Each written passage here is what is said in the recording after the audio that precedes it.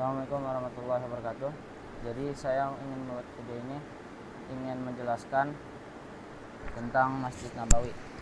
Jadi ketika Nabi Muhammad SAW tiba di Madinah setelah hijrah, hal pertama yang beliau pikirkan adalah bagaimana membangun kekuatan umat Islam. Salah satu langkah terpenting yang beliau lakukan adalah membangun Masjid Nabawi. Setelah bertahun-tahun hidup dalam tekanan di Madinah, akhirnya kaum muslimin bisa beribadah dengan bebas. Mereka tidak lagi sholat sembunyi-sembunyi, tapi bisa mendirikan sholat dengan tenang di rumah Allah. Hanya 2 minggu setelah tiba di Madinah, Nabi Muhammad SAW mencari tempat untuk membangun masjid. Unta beliau berhenti di sebuah lahan bekas tempat menjemur kurma, dimiliki oleh kedua anak yatim yang tinggal bersama sahabat As'ad bin Zurarah. Nabi Muhammad SAW ingin membeli lahan itu, tapi orang-orang Bani Najjar berkata, "Tidak ya Rasulullah, kami tidak meminta harga apapun."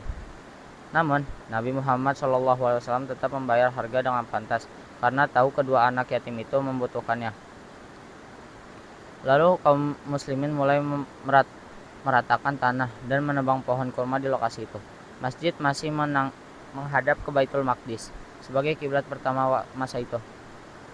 Para sahabat bekerja dengan penuh semangat sambil melantunkan syair yang menghibur dirinya dari lelahnya kerja.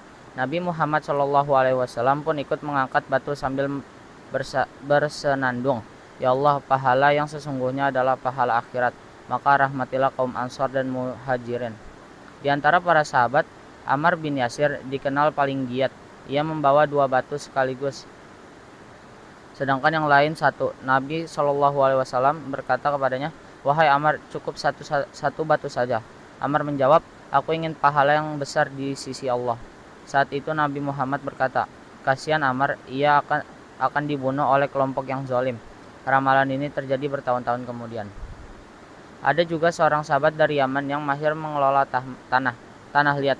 Nabi Muhammad pun bersabda bahwa dia dekat dengan tanah liat karena ia paling ahli membuatnya. Dalam waktu sekitar 12 hari, masjid selesai dibangun. Tiang-tiangnya dari batang kurma, atap dari pelepah dan daun kurma. Setelah itu Nabi Muhammad membangun kamar kecil untuk istri-istrinya di sekitar masjid.